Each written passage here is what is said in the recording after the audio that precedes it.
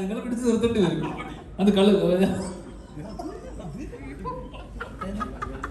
അനുപേട്ടനും കൂടി അയ്യോ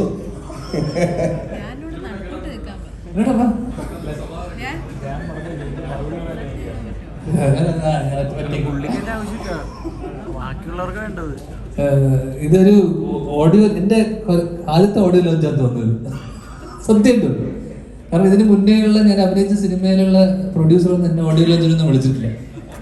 അത് ഞാൻ അഭിനയിച്ച cinema Prince and the family എന്ന് പറഞ്ഞ സിനിമയാണ്.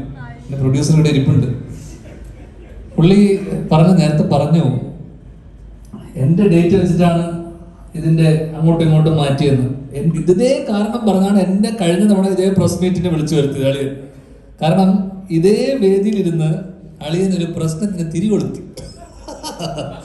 അതെങ്ങനെയെങ്കിലും ഒന്ന് ഇതാക്കി എടുക്കാനും ആ ചോദ്യങ്ങളൊക്കെ വരാതിരിക്കാനും വേണ്ടിയല്ല എന്നെ വിളിച്ചു വരുത്തിയത്. കറക്റ്റ്. എന്നിട്ട് അതിന്റെ സക്സസ് സെലിബ്രേഷൻ ഇപ്പം 20-ാം തീയതി നടക്കുന്നുണ്ട്. അതിനെന്നെ വിളിച്ചിട്ടില്ല കേട്ടോ. ഞാൻ ഇപ്പൊ നാട്ടിലല്ലേ. അപ്പോൾ എന്തായാലും അനൂപേട്ടന് തുടങ്ങാം. കാരണം അനൂപേട്ടനുമായിട്ട് എൻ്റെ സിനിമയിലെ എൻ്റെ ബാലപാഠങ്ങൾ പഠിപ്പിച്ചു തന്ന അനൂപേട്ടനിൽ നിന്ന് തുടങ്ങണം. കാരണം ഞാൻ ആദ്യമായിട്ട് അസിസ്റ്റ് ചെയ്യുന്ന സിനിമ, ഞാൻ ഒരൊറ്റ സിനിമ അസിസ്റ്റ് ചെയ്തിട്ടുള്ളൂ. മാമൻ്റെ കൂടെ 916 എന്ന് പറയുന്ന സിനിമയിലാണ് ഞാൻ അസിസ്റ്റ് ചെയ്യുന്നത്. അപ്പം ഞാൻ ആദ്യമായിട്ട് കാണുന്ന ഒരു സ്റ്റാർ എന്ന് പറയുന്നത് അനൂപേട്ടനാണ്.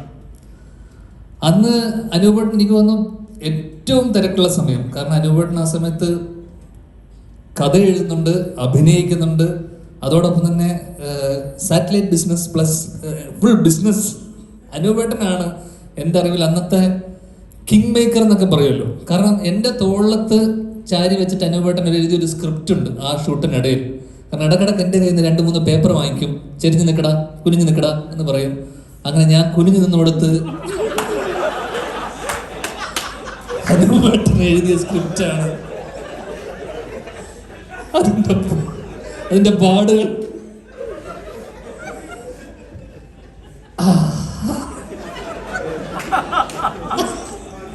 ആ സിനിമയാണ്. പറഞ്ഞോ, ആ സിനിമയാണ് ട്രിവാൻഡ്രം ലോഡ്ജില്ല, ഡേവിഡ് ആൻഡ് ഗോളിയാത്ത്.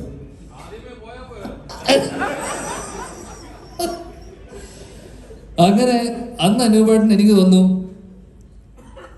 ഇത് എത്രത്തോളം സത്യമാണെന്ന് അറിയില്ല, പക്ഷേ ഞാൻ ഇപ്പോഴും വിശ്വസിക്കുന്നത്, കാരണം ലാൽ സാറിനെക്കാളും മമ്മൂക്കയെക്കാളും അന്ന് ഏറ്റവും ശമ്പളം വാങ്ങിച്ചിരുന്ന നടൻ അനൂപ് മേനോനായിരുന്നു. സത്യമല്ലേ?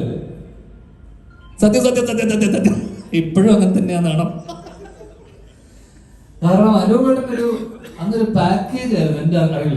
കാരണം റൈറ്റിംഗ് പ്ലസ് ലൈക്ക് ബാക്കിലുള്ള ഡയറക്ഷൻ പ്ലസ് അഭിനയം പ്ലസ് സാറ്റലൈറ്റ് ബിസിനസ് എല്ലാം അനൂപേട്ടനൊക്കെ നോക്കിക്കോളും. കാരണം എനിക്കൊന്ന് ഡേവിഡ് ആൻഡ് ഗോളിയാത്തിന്റെ കാര്യം അനൂപേട്ടൻ എന്നോട് പറഞ്ഞിട്ടുണ്ട്. കാരണം ആ സിനിമ ചെറിയൊരു ബജറ്റിൽ ഉണ്ടാക്കുന്നു, അതിൻ്റെ ഇരട്ടി തുകയ്ക്ക് വിൽക്കുന്നു. അങ്ങനെ അന്ന് ഏറ്റവും സക്സസ്ഫുൾ ആയിട്ട് ഈ ബിസിനസ് അല്ലെങ്കിൽ അന്നത്തെ ബിസിനസ്സിനെ മനസ്സിലാക്കി. കാരണം ഇതൊക്കെയാണ് ഞാൻ പഠിച്ച ബാലപാഠങ്ങൾ ആക്ച്വലി. അപ്പൊ ഇതിന്റെ സെറ്റിൽ വന്നപ്പോൾ എന്നോട് അന്ന് പറഞ്ഞൊരു കാര്യമുണ്ട്, നീ എന്ത് ചെയ്യുന്നു ഇപ്പം എന്താ? ഞാൻ പറഞ്ഞു അനൂപേട്ടന്റെ പാത പിന്തുടരുന്നു.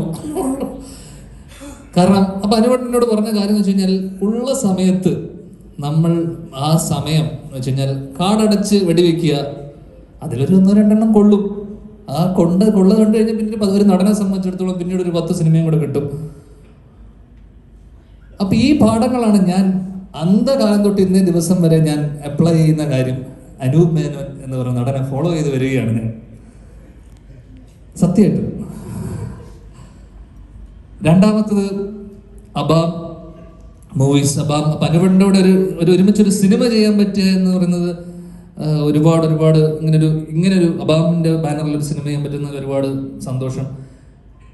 രണ്ടാമത്തെ കാര്യം എബ്രഹാം ചേട്ടനെ പറ്റി പറയണം. കാരണം ഇതേ ബിസിനസ്, ഈ ബിസിനസ് കഴിഞ്ഞ എത്രയോ സിനിമകളായിട്ട് നമ്മൾ 2 സിനിമകൾ 13ഓളം സിനിമകൾ സക്സസ്ഫുള്ളി ബിസിനസ് ചെയ്യുകയും ലാസ്റ്റ് 2 സിനിമകളും ബിസിനസ് ചെയ്തു.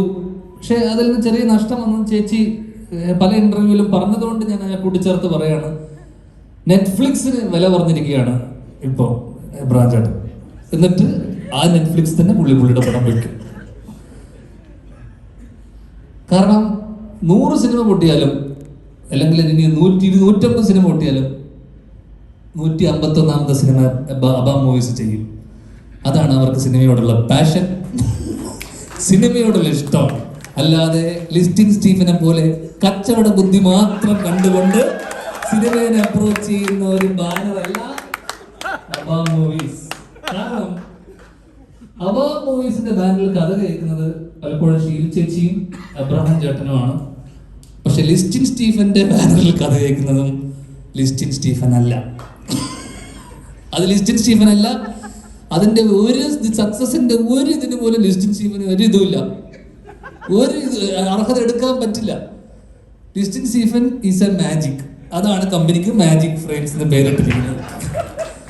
കാരണം ഈ കഴിഞ്ഞ ഏത് സിനിമയുടെ കഥ എന്ന് പറഞ്ഞ് അവസാനം ഇറങ്ങിയ സിനിമയുടെ 2 കഥകൾ ചോദിച്ചാൽ പോലും അദ്ദേഹത്തിന് അറിയില്ലായിരിക്കും. അതല്ല പാഷൻ പഠിക്കണമെങ്കിൽ അത് അബാം മൂവീസ് നിന്ന് പഠിക്കണം. എനിക്കൊന്ന് ലിസ്റ്റിൻ സ്വന്തം സിനിമയെക്കാളും കൂടുതൽ കണ്ടിട്ടുണ്ടാവും. നമ്മുടെ ഈ രവീന്ദ്രൻ ഇവിടെ 2 തവണ ആയിട്ട് നമ്മൾ കാണിച്ചു. എന്തായാലും ഇനി 3ാമത് പറയാനുള്ളത്, ഈ പരിപാടി അലമ്പാക്കാൻ വന്നിരിക്കുന്ന കുറച്ച് പേരുണ്ട്, അവരോടാണ്. അസീസ് നെടുമൺ, നീ എന്തിനുണ്ട് വന്നു എന്നുള്ളതിന്റെ കാര്യം. എന്താ പടത്തിന്റെ അങ്ങനെ ഒരു പടം മുന്നേ ഇറങ്ങി പോയില്ലേ, അപൂർവ പുത്രന്മാർ. അതും കൂടെ ഒന്ന് കണ്ടേക്കണം. കൂടൽ എന്ന് പറഞ്ഞ സൂപ്പർ ഹിറ്റിന് ശേഷം ലിബിൻ ജോൺസ്, അഭിലാഷ് പോയ അഭിലാഷിന്റെ ഒരു അനൗൺസ്മെന്റ് കൂടി ഉണ്ടായിരുന്നു, അതും നടന്നില്ല. പലരും പല അജണ്ടയോട് കൂടി വന്ന ആൾക്കാരാണ്. എല്ലാവർക്കും അവരവരെ പടം അനൗൺസ് ചെയ്യണം. എന്തായാലും ഈ വേദി എനിക്ക് വേറെ വിവാദങ്ങളൊന്നും ഇല്ലാത്തത് കൊണ്ട്, ഉണ്ടാക്കാനുള്ള ഒരു ഇതില്ലാത്തതുകൊണ്ടും അവസാനിപ്പിക്കുകയാണ്. ഒരുപാട് സന്തോഷം ഈ സിനിമയുടെ ഭാഗമാകാൻ കഴിഞ്ഞതിൽ. Thank you. Assistant Cinematographer Mr. Davis Kuriakos, Vinayan Pandayan, Siddharth S. Chief Associate Cinematographer Mr.